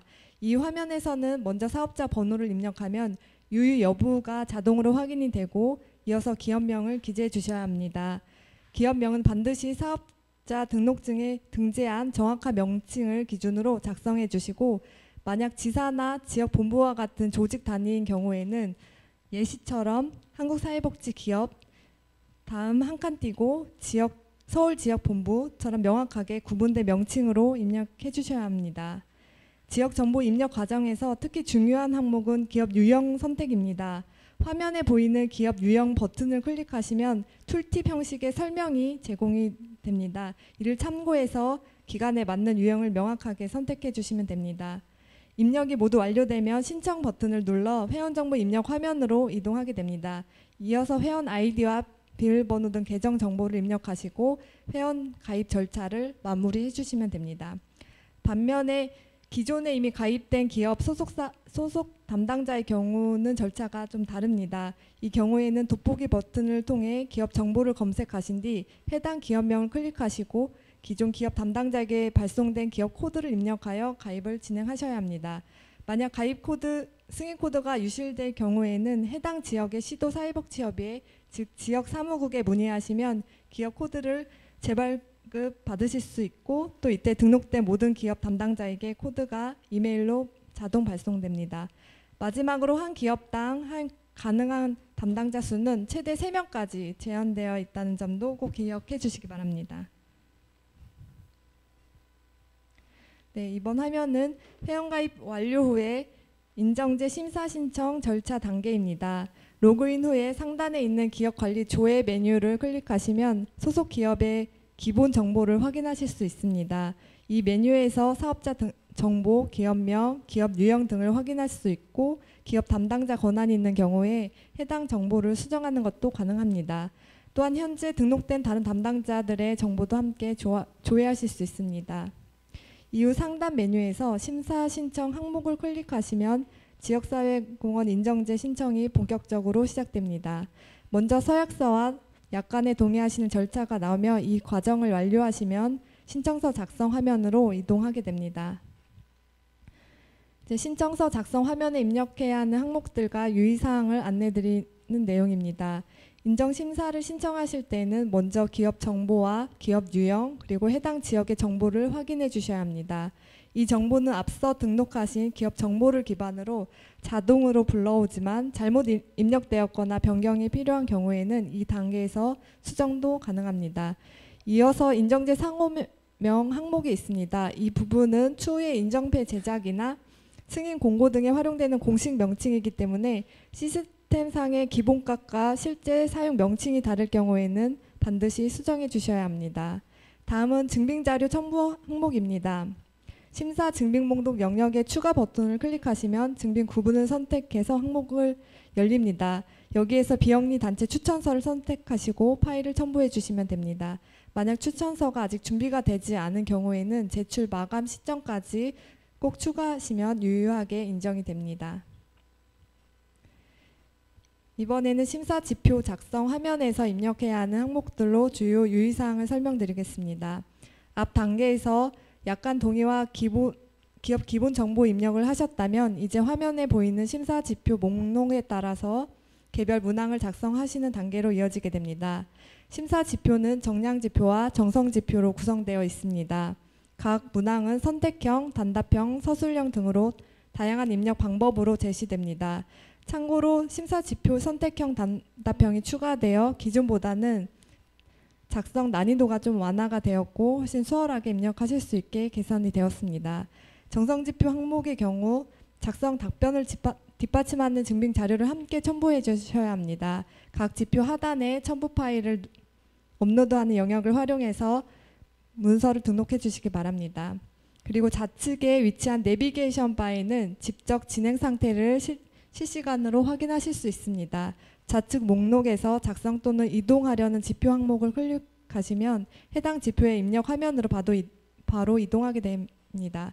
이 화면에서 답변을 작성하고 필요한 자료를 첨부하신 뒤 저장해 주시면 됩니다. 각 지표 항목이 작성 완료되면 해당 항목이 검은색 표시로 되어 항목이 완료되었는지 한눈에 파악하실 수 있습니다.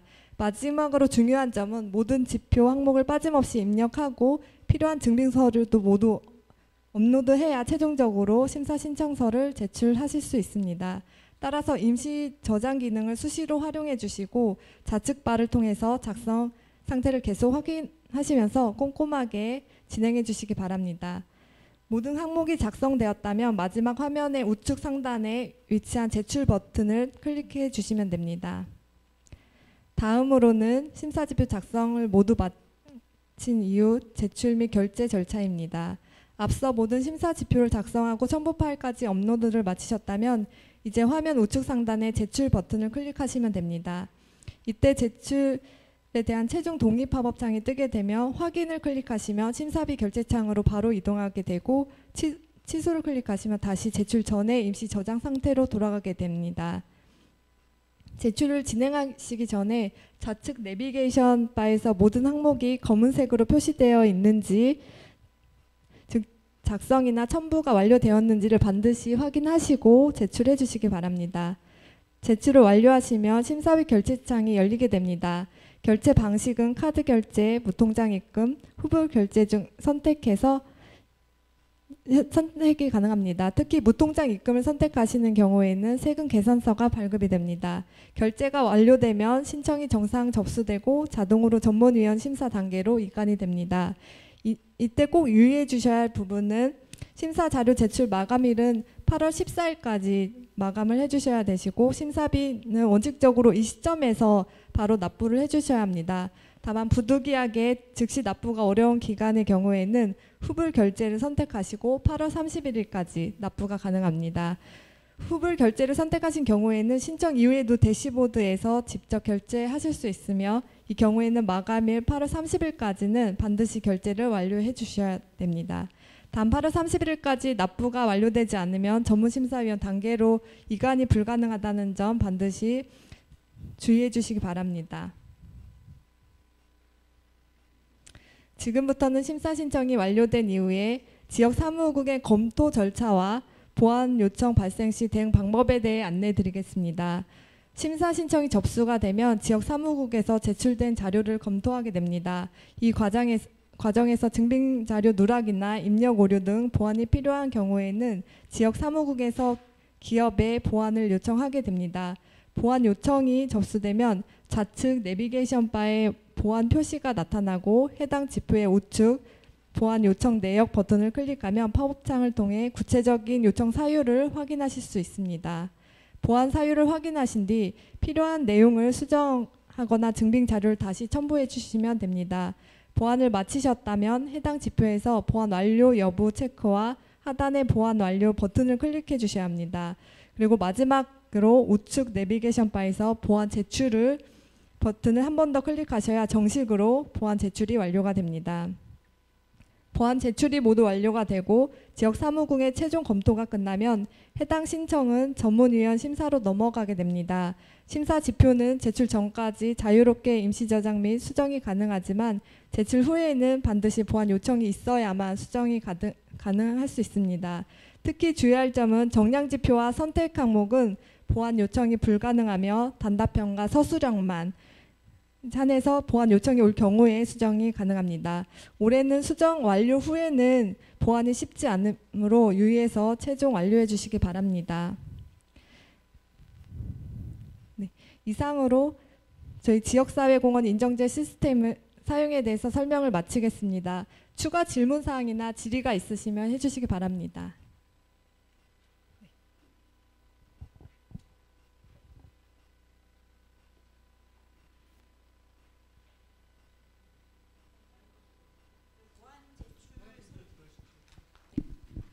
네, 안녕하세요. 다름이 아니고 보안 제출 요청을 했을 때 저희가 시스템에서 직접 확인을 해야 되는 건지 아니면은 기관으로 연락을 주시는지 어떻게 하는 건가요? 네, 기본적으로 기관의 메일로 발송이 되고요. 담당자 메일로 발송이 됩니다. 그래서 들어오셔서 확인, 그 내비게이션 바에 보안 요청이라는 게 확인이 되시면 바로 보안 가능하십니다.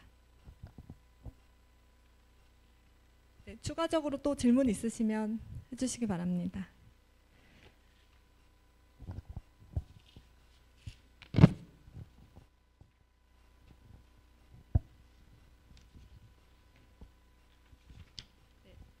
더 이상 질문이 없으시면 저희가 그 신청 시에 유의해야 될 점을 간단하게 좀 다시 한번 안내를 드리고요. 네, 다음에 특강 교육을 진행하도록 하겠습니다.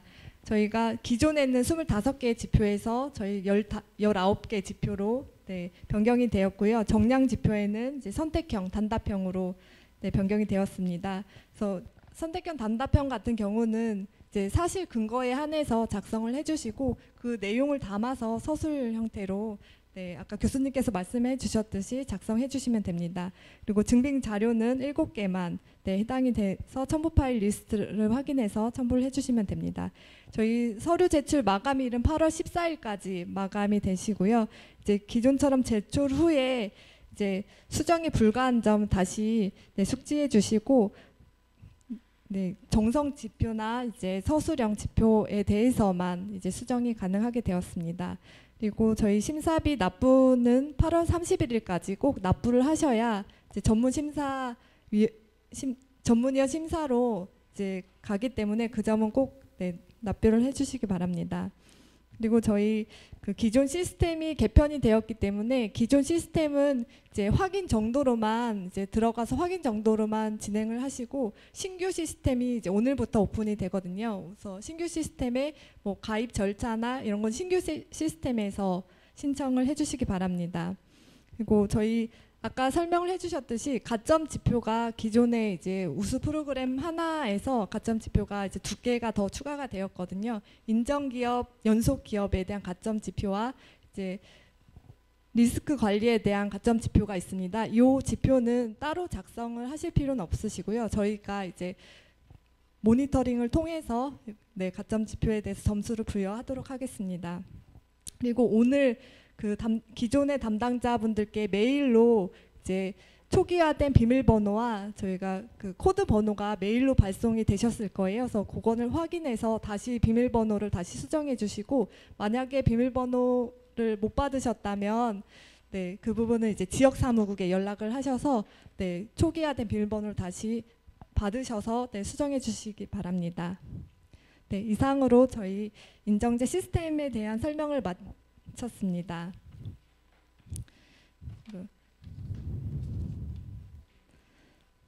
네, 그럼 마지막 순서에 기업 사회공헌 활동에 대한 특강 시간을 갖도록 하겠습니다. 네, 리스폰시블 비즈니스 무빙 비욘드 ESG 주제로 한우재 교수님께서 강의해 주시기. 네, 쉬는 시간 없이 바로 네, 진행을 하려고 합니다. 네, 다시 한번 한우재 교수님 앞으로 모시겠습니다. 큰 박수 부탁드립니다.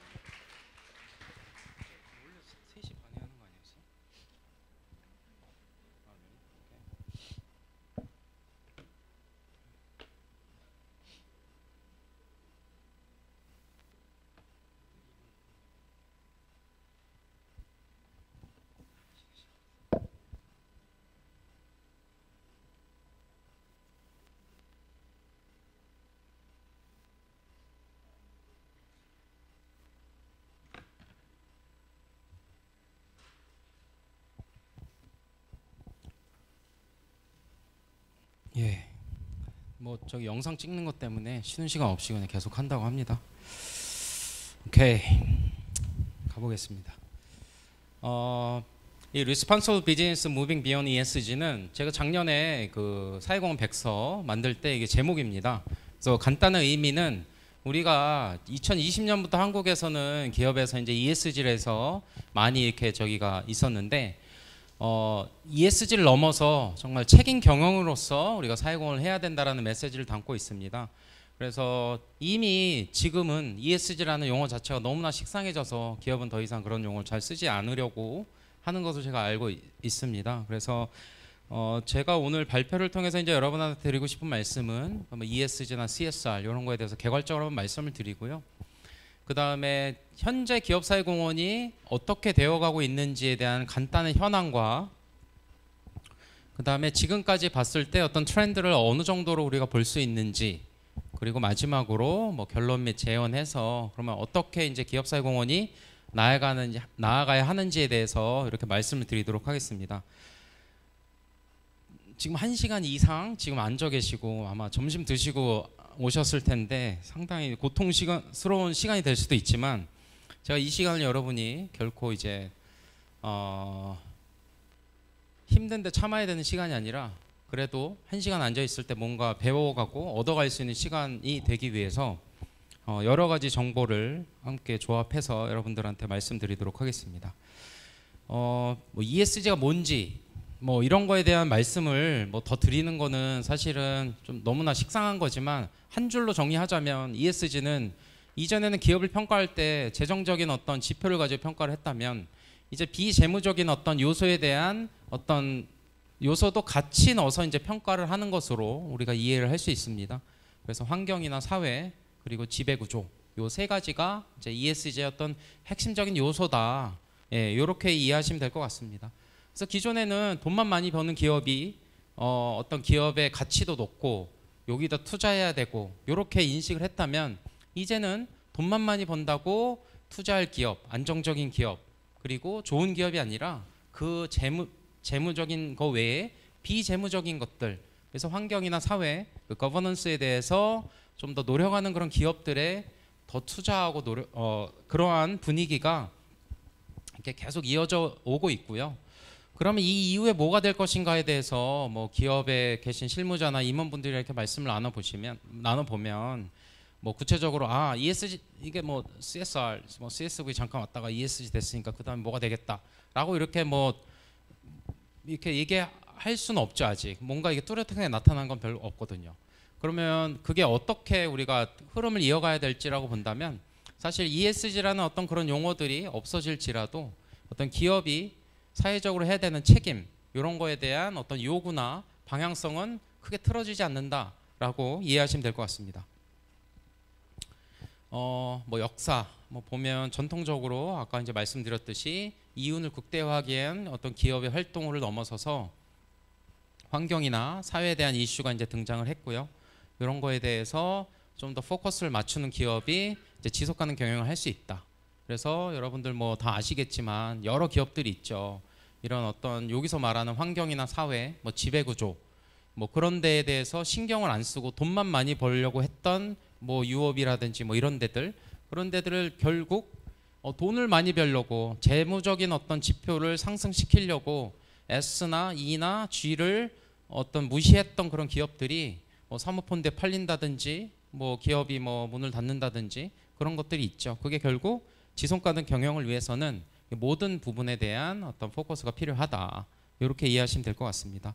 그러면 ESG는 2020년도에 와서 2025년도에 많이 식상해졌지만, 이게 2020년도에 뜬 거라고 본다면 결코 그렇지는 않습니다. 이거는 결국은 기업이 우리 사회에 어떤 책임을 해야 되는지에 대해서 지속적으로 여러 가지 요구가 있었고요. 그래서 뭐 니만 브라더스 사태라든지 저기 멕시코만의 뭐 석유 시추 시설의 뭐 파괴라든지 뭐 여러 가지를 통해서 기업이 매출만을 올리기 위해서 너무나 노력한 나머지 이 사회에 보편적으로 해야 됐던 책임들을 무시해서 겪게 되는 고통들이 계속해서 늘어났고, 그런 것을 통해서 이제는 기업의 역할이 단순히 돈을 많이 벌기 위해서 해야 되는 것이 아니라 이 사회를 생각해서 이 사회 문제를 해결해야 되는구나라고까지 미치게 됐다고 봅니다. 뭐 가장 결정적인 영향이 무엇이 있냐라고 한다면, 사실은 그런 흐름 안에서 모든 것들이 다 영향을 미쳤기 때문에 한 가지가 제일 중요하다라고 말씀드리기는 어렵지만, 뭐 유엔에서 말한 그 PRI라고 있습니다. Principle for Responsible Investment라고 해갖고 어떤 책임 투자를 위한 원칙이라는 게 있어요. 그럼 사실은 이게 누구한테 한 거냐, 기업한테 한 게 아니고요. 책임을 투자자들한테 물은 거예요. 이게 무슨 얘기냐? 투자자들 너희들 앞으로 기업한테 투자할 때 책임 있는 기업한테 투자를 해. 그러니까 기업한테 직접적으로 환경 신경 쓰십시오. 여러분 서플라이 체인 같은 데다가 막 하지 마십시오. 아동 노동 이런 거 하지 마십시오라고 얘기한 게 아니라 투자자, 그 기업에 투자하는 투자자들한테 그 얘기를 하기 시작한 겁니다. 책임 있는 기업에게, 그러니까 투자자들 앞으로 책임감을 가지고 해라.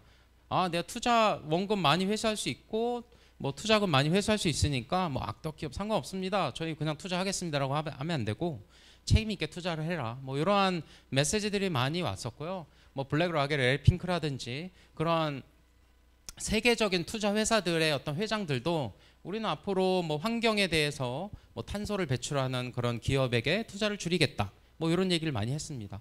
사실은 뭐 블랙락이 얼마나 굴리길래 뭐 이 사람이 말한 게 이렇게 저기가 되냐로 본다면 한 4경 정도를 굴립니다. 그래서 이게 어느 정도로 우리나라에 영향을 미친다고 본다면 이 사람이 지금 여기 오른쪽 밑에 있는 이 서한을 자기 투자자들, 자기가 투자하는 기업 이런 데다 보냈을 때 바로 국내 대기업 10대 대기업 중에서 모 기업에서 바로 그 다음날 임원회의를 소집했다고 합니다. 왠지 알아봤더니 국내 10대 대기업 중에서 5대 기업 중에 블랙락이 대주주인 경우가 3개 이상이었습니다. 예, 이게 우리나라만 그럴까요? 그렇지 않습니다. 전 세계 다. 그래서 이런 기업들이 이렇게 움직인 데 있어서는 뭐 기업이 막 선하고 우리가 잘못했어, 뭐 사회적 책임을 다해야 돼 이러한 흐름이 아니고 결국은 이 투자자들, 이런 큰 이런 투자자들과 그 다음에 국민연금이라든지 뭐 후생연기금, 뭐 유럽의 어떤 공적 기금 그런 단체들이 이런 거에 대해서 요구하기 때문에 기업이 결국은 이렇게 그러한 흐름에 따라서 변화가 됐다. 이렇게 이해하시면 될 것 같습니다. 그래서 그럼 ESG가 등장해서 그럼 뭐가 변했냐라고 본다면 이게 코로나랑 ESG가 교묘하게 이게 겹쳐져서 사실 이게 코로나 때문에 변한 건지 진짜 ESG라는 어떤 지속가능 경영을 위해서 변한 건지에 대해서 구별하기가 쉽지는 않습니다. 뭐 either way 그런 흐름에 따라서 뭐가 변했냐를 본다면 사실은 이전에 사회공헌이 취약계층 중심으로 사업을 했다면 이제는 뭘 하더라도 다 환경을 껴넣습니다. 그래서 뭐 신문사라든지 뭐 환경 관련 단체들이 뭐 소위 말하는 엄청나게 바빠졌습니다. 예. 온갖 기업 사회공헌 하는 데서 환경 놓고 싶어서 한다고 그렇게 바꿔졌고요. 그다음에 일시적으로 사회공헌 사업을 하는 거에 있어서 이제는 좀 더 장기적이고 지속적이고 체계적인 사업을 하는 데까지 많이 변한 것 같습니다. 그런 거에 반해서 아직까지는 이렇게 사회공헌이라는 것이 사회적 책임에 의해서 한다라기보다는 그냥 일단은 어떤 뭐 기업의 이미지라든지 그런 거에 의해서 하는 것이 많고요. 실제적으로 이런 것들에 대한 영향을 평가하는 거에서는 아직 미치지 못했다. 그러한 평가들이 좀 있습니다. 아까 말씀드렸듯이 그러면 ESG 다음에 무엇이 있을까라는 질문에 대해서 그 누구도 명확하게 아직 답은 하지 못합니다. 근데 제가 이제 분명히 여러 가지 연구도 하고 뭐 여러 가지 그런 프로젝트를 통해서 느낀 바는 우리가 기존에 했던 어떤 것들 그리고 ESG라는 것은 사실 네거티브 스크리닝이라고 해갖고 우리가 잘못하는 거에 대해서 줄이려는 노력입니다. 그러니까 결국은 E 환경, 뭐 G 포커스 2개로 맞춰본다면 뭐 여성 임원제, 그 다음에 환경 관련된 환경 오염, 뭐 탄소 배출, 뭐 이런 거는 우리가 잘못하는 거를 줄이려는 노력이잖아요. 여성 임원을 늘려야 되고 뭐 그동안 뭐 아동 노동이라든지 그런 잘못된 행동들을 줄이려는 행동이라고 본다면 ESG는 어떤 잘못된 거를 스크리닝해서 그거를 없애고자 하는 것이라면 앞으로의 CSR이라는 것은 positive screening, 그러니까 어떤 기업이 어떤 그 기업의 가치라든지 기업의 어떤 뭐 지속가능 경영을 위한 어떤 그런 지표라든지 평가라든지 이런 걸 높이기 위해서 우리가 잘못된 행동을 줄이는 것으로 그 모든 것들이 해결되지 않습니다. 사실은 높이기 위해서는 잘못된 것을 안 할 뿐 아니라 좋은 것들을 더 많이 해야 됩니다. 그 마치 여러분들의 뭐 지금 연령대에 대해서 잘 모르겠지만 아이들이 뭐 나쁜 행동을 한다고 쳐요. 그러면 나쁜 행동을 안 하게 하는 것으로 그 아이가 건강하게 성장하는 것이 아니라 좋은 행동을 할 수 있도록 계속해서 이렇게 도와주고 격려해주고 이렇게 해야 됩니다. 그런 의미에서 ESG가 네거티브 스크리닝이었다면 사실 CSR은 앞으로 포지티브 스크리닝이어야 된다. 그러한 그래서 지금 우리가 잘못된 행동들을 줄여야지라는 노력을 많이 한다면 앞으로는 이게 제가 말씀드린 앞으로가 6개월 후, 1년 후가 아니고 이제 트렌드나 뭐 3년에서 5년 후 말씀을 드리면 이제 CSR이 파시티브 스크리닝의 하나의 중요한 지표가 될 그러한 기간들이 언젠가 올 것이다라고 이제 말씀을 드릴 수 있겠습니다.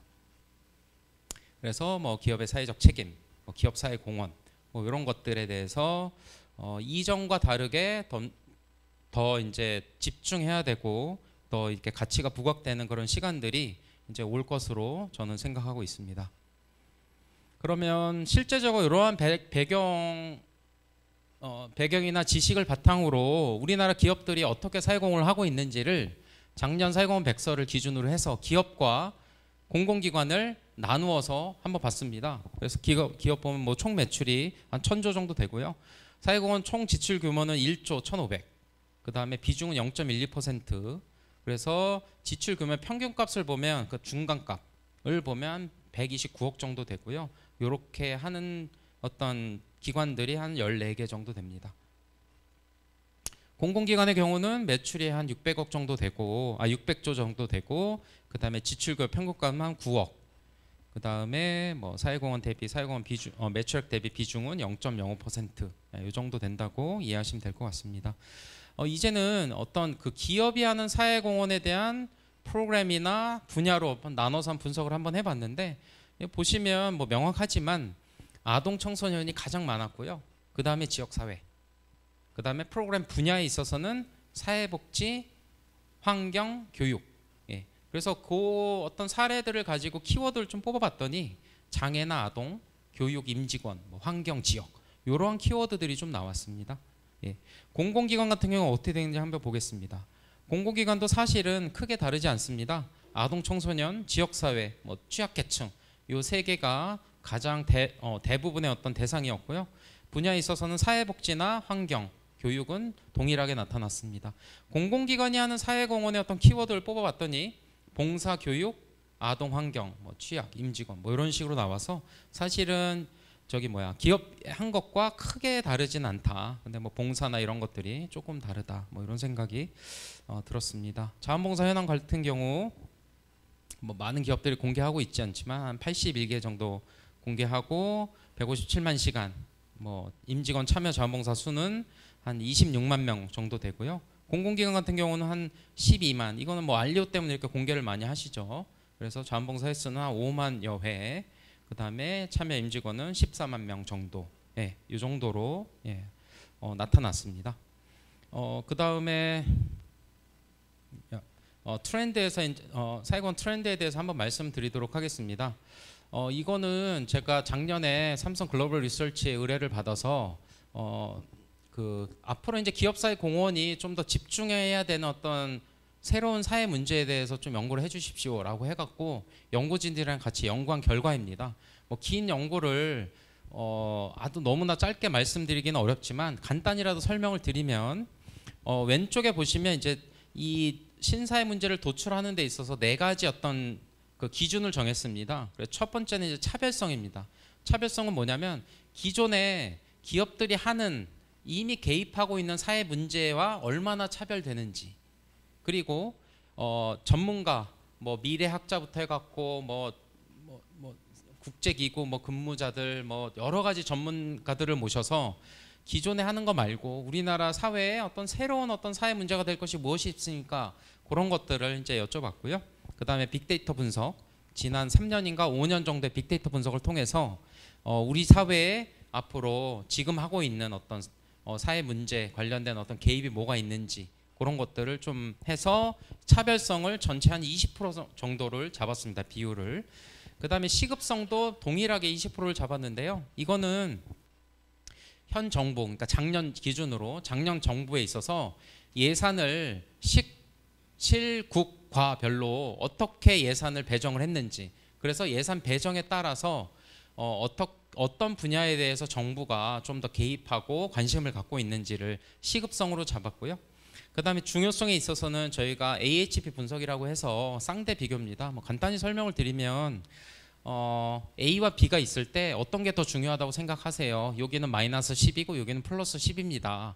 그래서 이거를 각각 점수를 매기게 만들어 갖고 중요성으로 잡았고, 마지막으로는 적절성, 이게 미래 사회공헌 사업으로서의 어떤 적절성이 어떤지를 여쭤봐서 그런 비율로 20%는 차별성과 시급성, 그리고 중요성과 적절성은 30%로 전체 100%로 해갖고 잡았고요. 결국을 나온 어떤 최종 결과물이 오른쪽에 있는 겁니다.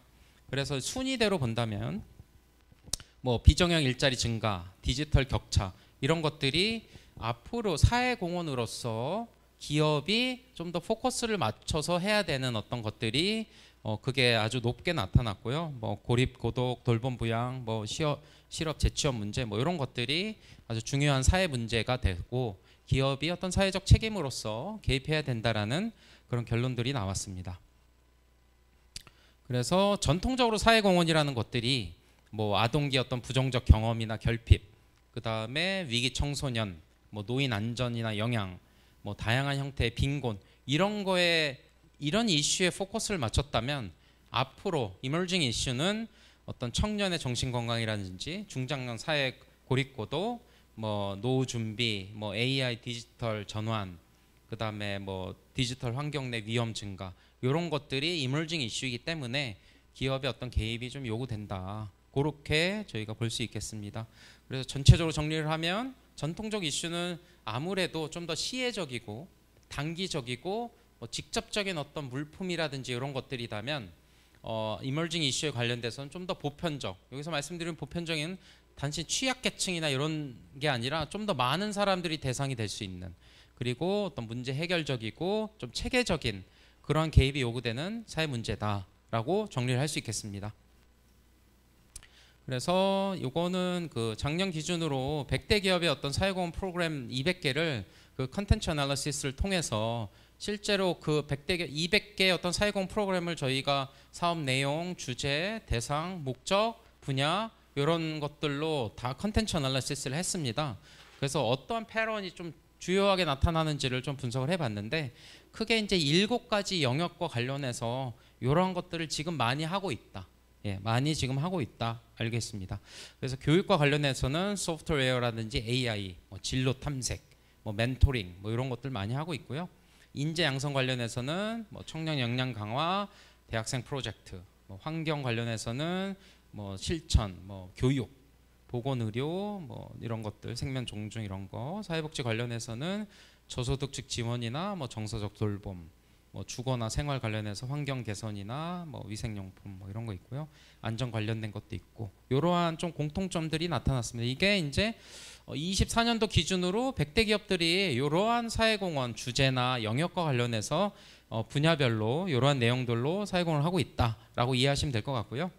그다음에 사업 목적과 관련해서 보니까 아무래도 이제 그 100대 기업에 있어서는 사업의 목적이 뭐 양질의 교육 기회를 제공한다라든지 교육 격차를 해소한다라든지 그리고 디지털 역량 강화, 뭐 인재 육성, 심리적 정서적 안정, 뭐 신환경 실천, 뭐 청년 자립, 뭐 이런 것들 내용들이 사업 목적으로서 두드러지게 나타났습니다. 오케이. 트렌드라는 거는 사실은 이제 말씀드리기가 좀 조심스럽기도 합니다. 왜냐하면 트렌드라는 건 전혀 없다가 새로운 게 나타나는 게 아니고요.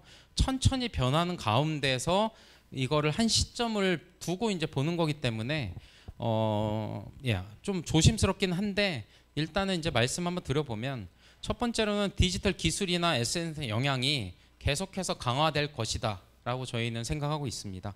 그래서 뭐 여러 면에 있어서 디지털의 어떤 영향력에서 저희가 쉽게 벗어날 수 없고 오히려 사회공헌 내에서 이러한 요소들이 계속해서 증가할 것이다라고 생각이 되고요. 그다음에 사회적 책임의 변화입니다. 그래서 예전에 그냥 시혜적으로 이렇게 기부해주고 선한 뜻을 가지고 우리 해주는 것에서 벗어나서 또 사회적 책임으로서의 어떤 사회공헌 활동과 관련된 요구나 그런 목소리들이 계속해서 늘어날 것으로 저희는 판단하고 있습니다. 마지막으로는 사회 문제 해결을 위한 협력입니다. 뭐 콜렉티브 임팩이라는 단어도 있죠. 그래서 이 사회 문제이기 때문에 이게 한 주체만 가지고 이 문제를 해결하기가 대부분의 사회 문제는 상당히 어렵습니다. 그래서 콜렉티브 임팩을 통해서 어떤 사회 문제를 해결하기 위한 그 공동의 협력이나 그 네트워크 이런 것들이 필요하다라고 저희가 생각하고 있습니다. 뭐 결론 및 제언입니다. 오케이. 첫 번째는 이제 작년에 저희가 이제 사회공헌 백서를 만들 때 이 기획을 하면서 저희 나름대로 얼마나 재밌을까, 얼마나 이 지역별 차이를 보는 게 얼마나 새로울까, 그런 사회공헌 백서가 없었거든요. 그래갖고 그런 식으로 저희가 접근해서 막상 봤더니 아까 이제 기업이나 공공기관 통계도 보셔서 아시겠지만 거의 차이가 없습니다. 사실 지역별 차이가 하나도 없어요. 예. 대부분 다 지역사회나 사회복지고요. 그 다음에 뭐 분야나 대상이 거의 다 획일화되어 있습니다. 근데 제가 올해 지금 사회공헌 백서를 이제 만들면서 대국민 설문을 진행을 했거든요. 지난 주말에 설문 결과를 받아서 이제 초벌로 분석을 해봤는데 그 지역별로, 그러니까 전국의 5개 권역으로 나눠서 지역별로 그 차이를 분석을 해보니까 국민이 느끼는 그 지역 사회에서 느끼는 지역사회 문제는 너무나 달랐어요. 예, 그게 올해 사회공헌 백서에 아주 중요하게 실릴 예정인데, 지역에서 사는 사람이 느끼는 사회 문제는 지역별로 차이가 많은데 사회공헌 하는 사람들 그리고 사회공헌 사업 내용은 아무런 차이가 없었다. 예, 그런 것들을 통해서 이게 사회공헌이라는 것이 실제로 우리가 사회 문제 해결을 위한 것이라면 당연히 구별되고 어떤 지역사회 특성이나 국민들의 욕구가 반영되어야 되지 않을까, 그런 생각을 해봅니다. 그 다음에 CSR 모형의 변화입니다. 그 캐롤이라는 학자가 1979년에 CSR 모형이라는 것을 얘기를 했습니다. 이것은 이제 왼쪽에 있는 것인데 그 경제적, 법률적, 윤리적, 자성적 책임, 이 4가지 책임을 기업이 해야 되는데, 이 학자는 뭐 이따 오래된 거니까 이 학자는 이렇게 얘기를 했습니다. 기업은 무릇 돈을 일단 벌어줘야 돼. 돈 벌기 전에 니네 법률적 책임 질 생각하지 마. 그럼 돈 많이 벌었어? 오케이. 그럼 2단계 갑시다. 법률적 책임 이제 좀 지켜주세요. 근데 법률적 책임 다 지키기 전에 윤리적 책임이나 자선적 책임은 꿈도 꾸지 마세요. 왜냐하면 2단계가 법률적 책임이거든요. 이 단계별로 어떤 기업의 사회적 책임을 요구를 했습니다. 하지만 이제 이 기업은 아까도 이제 뭐 몇 가지 기업 말씀드렸지만 법률적 책임, 윤리적 책임, 어떤 자선적 책임, 이 모든 책임들이 우위가 있는 것이 없다. 그러니까 이거를 해야지 단계 통과돼서 2번째를 하고 이런 것이 아니라 이 모든 것들을 같이 해야 된다. 예. 그래서 기업 실무자들 보면 그런 감정도 느낄 것 같아요. 특히 이제 사기업, 민간 기업에서는 억울하다. 우리는 돈 벌려고 진짜 죽도록 노력을 했는데 가면 갈수록 경영하기 힘들어지고 더 많은 책임을 우리가 져야 된다라고 하는데, 사실 국민들은 이전부터 기업에게 다양한 요구들을 해왔고요. 그게 단순히 돈만 많이 벌어주세요, 세금 많이 내고 고용 창출만 많이 해주세요라고 요구하지 않았습니다. 기업이 그 대국민한테 저희가 설문조사 했을 때 국민이 기업이 사회적 책임을 다해야 되는 이유를 물었을 때 뭐 여러 가지 책임을 넣었습니다. 경제적 책임, 뭐 법적 책임 다 넣었는데 가장 높은 응답이 나왔던 게 뭐였냐면요. 기업은 무릇 사회 문제를 해결하거나 해결을 지지하는 역할을 해야 되기 때문에 기업은 사회적 책임을 다해야 됩니다.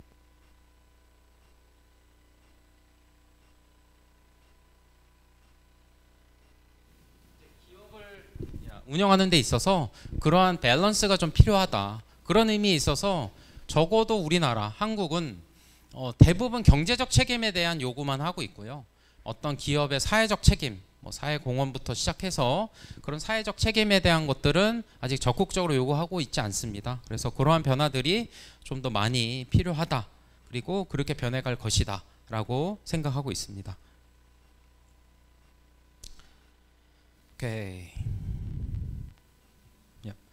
그래서 저는 전체적으로 이 CSR이라는 것이 이제 패러다임의 전환이 좀 필요하다고 생각합니다. 물론 이 패러다임이라는 것은 한순간에 변하는 것도 아니고요. 그 다음에 지금부터 이제 변화가 시작됐다라고 말씀드릴 수 있는 것도 아닙니다. 다만 우리가 예전에 했던 어떤 사회공헌이라는 것이 어떤 기업의 자선적인 거에 배경으로 해갖고 자선적 목적 가지고 우리가 돈 갖고 사회공헌 한다라고 했다면, 앞으로의 사회공헌은 우리가 어떤 책임 경영의 일환으로서 이 기업이 이 사회의 어떤 하나의 구성원으로서 책임 경영의 일환으로서 목적은 사회 문제 해결을 위해서 우리가 비영리 조직과 협력을 통해서 사회공헌을 하는 거고요. 그거에 대한 결과가 지속 가능한 경영, 기업을 계속 경영할 수 있는 거고, 또한 지속 가능한 사회, 이 사회가 지속 가능한 사회가 될 수 있는 겁니다. 그래서 이러한 패러다임의 변화가 좀 필요해야 되지 않을까 싶습니다. 그런 의미에서 뭐 여러분들이 체감하시는지 안 하시는지 모르겠지만, 임팩트 측정이라든지 사회공헌에 있어서 임팩트 측정이라든지 뭐 ROI, IMP, 뭐 BSC, 뭐 SPC, 뭐 여러 가지 프레임워크를 사용해서 임팩트 측정을 하고 있는데요. 그런 것들의 중요성이 날로 더 중요해질 것 같습니다. 이게 왜 그러냐면, 예전의 사회공헌은 내가 돈을 가지고 누군가를 도와주면 됐었던 거예요. 그러니까 포커스는 내가 도와주는 거에 있는 거죠. 제공자, 프로바이더 입장이었다면, 앞으로의 사회공헌은 그 문제 해결에 있는 겁니다. 그 문제 해결은 사실은 주는 사람의 입장이 아니고요, 그 클라이언트, 받는 사람의 입장에서 해결하는 겁니다. 문제라는 것이. 그렇기 때문에 어떤 시각이 변하고, 이게 문제가 해결됐는지, 받는 사람의 입장에서 이 사회공헌이 도움이 됐는지 안 됐는지 이런 걸 판단하려면 결국은 가치를 측정을 해야 되고요, 임팩트 측정, 가치 측정을 해야 되고, 그런 것을 위한 어떤 여러 가지 연구라든지 뭐 그런 것들이 더 활성화될 것이다 라고 저는 생각하고 있습니다. 예, 이제 결론입니다. 아마도 올해도 그렇고 경영 상황이 많이 악화가 돼서 뭐 기업분들 만나면 벌써부터 내년 사회공헌 관련된 예산 줄어들 것이다, 뭐 그런 말씀 많이 하시는데요. 아마 악화로 인해서 그 사회공헌 관련된 사업비가 늘어날 경우는 없을 것 같습니다. 줄어들면 줄어들었지. 예. 그래서 중점 사업 중심으로 이제 사회공헌을 할 수밖에 없을 테고요.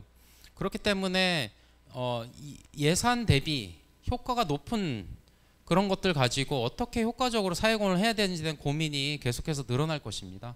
저는 여태까지 말씀드렸던 그 모든 것들을 정리하는 차원에서 이제 말씀을 드리면, 더 이상 그래서 제가 지난달에 어디 뭐 기업 사회공헌 그 실무자들 대상으로 이제 특강을 하는데 질문 중에 하나 그게 나왔어요. 뭐가 나왔냐면, 다른 기업에서 안 하는 사업 분야나 대상을 좀 찍어 주십시오. 그래서 제가 이런 말씀을 드렸어요. 내가 이 질문을 보고 참 마음이 아팠다. 왜냐하면 사회공헌이 어떤 사회 문제 해결과 기업의 사회적 책임의 일환이라면, 남들이 하고 안 하고가 중요한 것이 아니라 내가 얼마나 잘할 수 있느냐, 내가 이 어떤 사회 문제에 대해서 얼마나 많이 해결할 수 있느냐, 그게 중요한 거거든요. 근데 실무자 입장에서는 뭐 상무님이나 임원이 야, 다른 데서 안 하는 것 좀 개발 좀 해서 갖고 와봐, 그렇게 얘기하니까 실무자 입장에서는 그게 고민이 될 수밖에 없는 거고. 예. 그래서 저는 트렌드, 제가 지금 드리는 어떤 대상이나 분야가 결코 사회적 관심과 자원이 필요 없다는 의미가 아니라, 자립지원 청소년이라든지 뭐 그런 분야에 뭐 너도 나도 하니까 뭐 몇 년째 계속 이렇게 유행을 쫓아가고 있는데, 그거는 저는 좀 올바른 의미의 사회공헌이라고 보지 않습니다. 사회공헌은 유행을 쫓아가는 것이 아니라 정말 우리 조직이 잘할 수 있는 것을 가지고 사회 문제를 해결하기 위해서 하는 거거든요. 예. 그런 의미에서 어떤 사회 문제에 대한 정확한 분석, 그 다음에 사회 문제뿐만이 아니라 지금 선생님들께서 몸담고 계신 조직에 대한 분석이 있어야 됩니다. 우리가 잘할 수 있는 게 뭔지. 예. 그런 분석을 바탕으로 해갖고 기업의 정체성과 사회적 가치를 동시에 창출하고 확립할 수 있는 그런 식의 어떤 사회공헌이 필요하지 않을까, 이렇게 생각이 듭니다. 그래서 뭐 짧은 시간에 상당히 많은 내용들을 이렇게 쭉 말씀을 드렸는데, 뭐 간단히 정리하자면, 이제 사회공헌은 말 그대로 어떤 시혜적인 입장에서 불쌍한 사람 돕는 게 아니라 기업이 사회 구성원의 일원으로서 사회적 책임을 다하기 위한, 그리고 사회적 어떤 문제 해결을 하기 위한 적극적인 활동이다. 이렇게 좀 정리를 할 수 있겠습니다. 오케이. 긴 강의 들어주셔서 감사드립니다.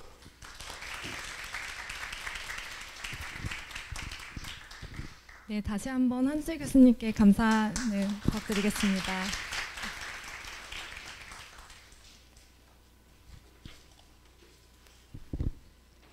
네, 저희 오늘 마무리하도록 하겠습니다.